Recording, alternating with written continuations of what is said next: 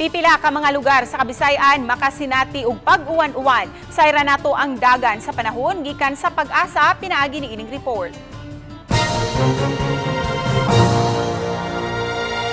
Kini atong latest weather update, Tuesday, February 22, 2022. Ang shoreline o kini ang panagtagpo ng bugnaw na hangin gikan sa amihan ug init na hangin gikan sa easterlies ang nakaapekto sa may eastern section sa Visayas.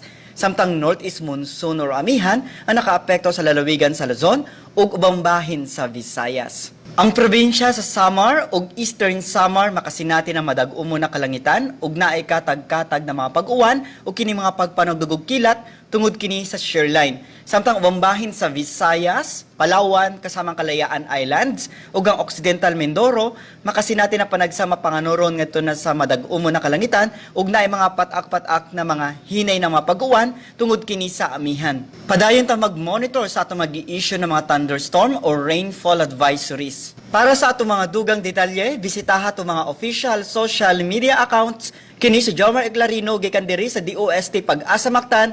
Maayong adlaw o keep safe everyone.